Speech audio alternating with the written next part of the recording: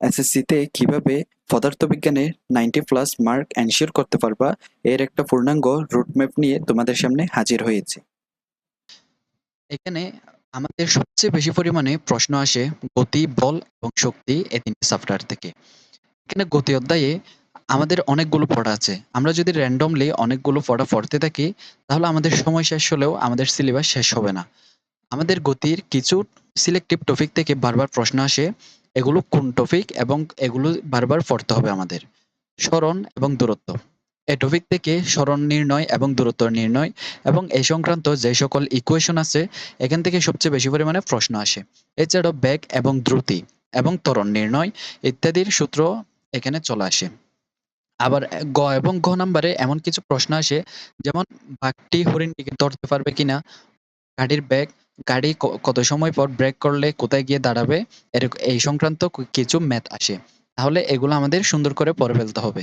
এছাড়াও velocity time graph এবং distance time অর্থাৎ বেগ সময়, দূরত্ব সময় বনাম যে গ্রাফগুলো থাকে, এগুলো আমাদের ভালো করে পড়তে হবে। বিগত সালে এমনকি ২০২৪ সালে অনেক বোর্ডে ভেলোসিটি গ্রাফ এবং ডিসট্যান্স গ্রাফের এই অনেক অনেক ম্যাথ চলে আসছে। এছাড়াও এখানে যে আমাদের স্লাইডে যে সূত্রগুলো দেখা যাচ্ছে, এগুলো সবথেকে ইম্পোর্টেন্ট। এজন্য এগুলো আমাদের ভালো করে পড়ে ফেলতে হবে। এর পরবর্তী অধ্যায়, তৃতীয় অধ্যায় বল। বলের মধ্যে ৩ টা সূত্র আছে নিউটনের। এই ৩ টা সূত্র খ নাম্বারের জন্য ভালো করে পড়ে ফেলতে হবে। এছাড়াও ভরবেগের সংরক্ষণ সূত্র। ভরবেগের সংরক্ষণ সূত্র এটা গ নাম্বার বা গ নাম্বারে চলে আসে। বন্দুকের পশ্চাৎবেগ। বন্দুকটা কত বেগে বুলেট নিক্ষেপ হলে এটার বেগ কত, এটা আমাদের নির্ণয় করতে দেয়। এছাড়াও ঘর্ষণ সংক্রান্ত অনেক কিছু ম্যাথ আছে, এগুলো আমাদের ভালো করে পড়তে হবে। আর নিচে যে সূত্র দেওয়া আছে ভরবেগের সংরক্ষণ সূত্র, এটা ভালো করে পড়তে হবে। এটা থেকে অনেকগুলো ম্যাথ আসে, এমনকি এই নদী এবং নৌকা সংক্রান্ত অনেকগুলো ম্যাথ আসে। নৌকা থেকে একজন বালক বা ২ জন বালক লাফ দিলে নৌকাটি কোন দিকে সরণ হবে, বা নৌকার ভরবেগ কত, বালকের ভরবেগ কত, এরকম অনেকগুলো ম্যাথ আসে। এটা এই সূত্র দিয়ে করতে হবে। এর পরবর্তী চ্যাপ্টার কাজ, শক্তি এবং ক্ষমতা। এখানে কর্মদক্ষতা নির্ণয় এই সংক্রান্ত ম্যাথ আসে। এছাড়াও পড়ন্ত বস্তুর ক্ষেত্রে শক্তির সংরক্ষণ সূত্র নীতি মেনে চলবে কিনা, এটা এই সংক্রান্ত অনেকগুলো ম্যাথ আসে। এছাড়াও কুয়াখালী সংক্রান্ত এবং কত উচ্চতায় বিভব শক্তি গতিশক্তির কত গুণ বা দ্বিগুণ বা ৩ এরকম অনেকগুলো ম্যাথ আসে।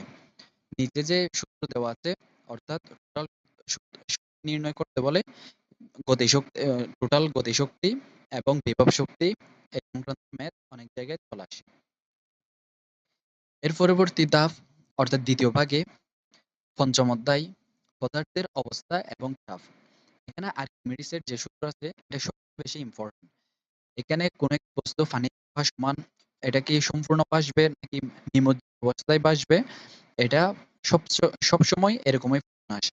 এছাড়া এখানে যে প্যাসকেলের সূত্র আছে, প্যাসকেলের চাপের যে সূত্র এবং হুকের সূত্র, এগুলোও চলে আসে। এরপর ষষ্ঠ অধ্যায় বস্তুর উপর তাপের প্রভাব। কঠিন বস্তুর প্রসারণ এবং প্রসারণ গুণাঙ্ক আলফা, বিটা, গামা এগুলোর মান নির্ণয় এবং থার্মোমিটারের স্কেল পরিবর্তন। থার্মোমিটারে কোথায় কত ডিগ্রি সেলসিয়াস হলে এটা ফারেনহাইট কত, কেলভিনে কত, এটা ট্রান্সফরমেশনটা আমাদের চলে আসে। এরপর পরবর্তী অধ্যায় হলো তরঙ্গ এবং শব্দ। এই তরঙ্গ এবং শব্দ থেকে সবচেয়ে বেশি পরিমাণে প্রশ্ন আসে প্রতিধ্বনির ন্যূনতম দূরত্ব, অর্থাৎ কত দূরত্বে গেলে প্রতিধ্বনি শোনা যাবে, নির্দিষ্ট একটি দূরত্বে প্রতিধ্বনি শোনা যাবে কিনা, এরকম প্রশ্নই আসে। এছাড়াও 0.1 সেকেন্ডের নিচে হলে প্রতিধ্বনি শোনা যাবে কিনা, এই সংক্রান্ত অনেক ম্যাথ। আবার কূপের গভীরতা নির্ণয় প্রতিধ্বনির সাহায্যে। তাছাড়াও তাপমাত্রার সাথে বেগের যে সম্পর্ক P is proportional to root T, এটার যে সম্পর্ক, এই সংক্রান্ত অনেকগুলো ম্যাথ আসে। আলো এবং এখান থেকে আলোর প্রতিফলন, অষ্টম অধ্যায় থেকে অবতল দর্পণের যে ৬টা কেস, অর্থাৎ বস্তু কোথায় হলে বিম্বের অবস্থান কোথায় হবে, এবং উত্তল দর্পণের যে একটা অবাস্তব অবাস্তব যে কেস আছে, দর্পণের পিছনে যে প্রতিবিম্ব গঠিত হয়। এবং এখানে যে সূত্র আছে, একটা হলো বিবর্তনের সূত্র, আরেকটা হলো এটা, আরেকটা ক্ষমতা নির্ণয় ফি, ফি সমান 1/f। এই যে এই ক্ষমতা নির্ণয়, এখান থেকে সবগুলো ম্যাথ এখান থেকে আসবে। এর পরবর্তী চ্যাপ্টার হলো নবম অধ্যায় আলোর প্রতিসরণ। এখানে প্রতিসরণাঙ্ক নির্ণয় করতে বলে ক্রান্তিক কোণ, সংকট কোণ এবং লেন্সের ক্ষমতা। এখানে এই সূত্র বেশি কাজে লাগে। দশম অধ্যায় স্থিরতড়িৎ।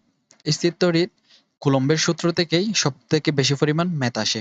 গ এবং গ নাম্বারে কুলম্বের সূত্র F সমান K into Q1 Q2 divided by D square.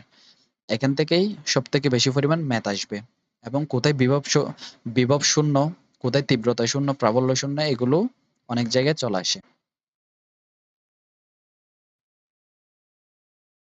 জলবিদ্যুৎ। জলবিদ্যুতে আমাদের তুল্য রোধ নির্ণয়টা খুব সুন্দর করে পড়ে ফেলতে হবে। শ্রেণী এবং সমান্তরাল উভয় ক্ষেত্রে তুল্য রোধ নির্ণয়, এটা ভালো করে পড়তে হবে। এছাড়াও তড়িৎ ক্ষমতা এবং শক্তির অপচয়, বাসাবাড়িতে বিদ্যুৎ বিলের হিসাব খুব বেশি ইম্পর্টেন্ট এটা। এটা এই সূত্র দিয়ে করা হয়, W সমান fifty into fifty divided by 1000 kilowatt hour, এটাকেই বলা হয় ইউনিট। এখান থেকে আমাদের বিদ্যুৎ বিলটা হিসাব করতে হয়। এটা সব থেকে বেশি ইম্পর্টেন্ট। এর পরবর্তী চ্যাপ্টার বিদ্যুতের চৌম্বক ক্রিয়া। এগুলো খুব কম ইম্পর্টেন্ট, এখান থেকে খুব কম পরিমাণ ম্যাথ আসে। আসলে এখানে একটা সূত্র আছে বিপি ডিভাইডেড বাই বিএস, অর্থাৎ প্রাইমারি এবং সেকেন্ডারি। এখানে বি এবং এন দুটাই হলো একই রকম, কিন্তু কারেন্ট অর্থাৎ আইটা উল্টা হয়। আমাদের যে প্রাইমারিটা উপরে থাকে, আই এর ক্ষেত্রে হবে প্রাইমারিটা নিচে, আর সেকেন্ডারিটা যদি নিচে থাকে আই এর ক্ষেত্রে সেকেন্ডারিটা উপরে। আর এখানে যে step up step down transformer, এগুলোর কাজ এগুলো ভালো করে পড়তে হবে। জীবন বাঁচাতে পদার্থবিজ্ঞান। চিকিৎসার যন্ত্রপাতি, ইসিজি, ইসিজির পূর্ণরূপ, X-ray, ultrasonography, CT scan, MRI যন্ত্র বা এমআরআই এর পূর্ণরূপ, এগুলো ভালো করে পড়তে হবে। পর প্রথম অধ্যায় অর্থাৎ ভৌত রাশি এবং পরিমাপ, স্লাইড ক্যালিপার্স ও স্ক্রু গজের গাণিতিক সমস্যা। এই সূত্রটা আসবে এল সমান M plus B into BC, এবং ফিজ এবং বার্নিয়ার ধ্রুবকের সংজ্ঞা, এগুলো ভালো করে পড়তে হবে। এই সূত্রটা ভালো করে পড়তে হবে।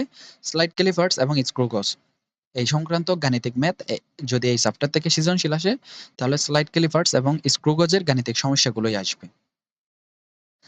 তাহলে যে টপিকগুলো দেওয়া হয়েছে এখানে স্লাইডে, এই টপিকগুলো যদি ভালো করে পড়ো, তাহলে 90+ মার্ক পাওয়া খুব ইজি।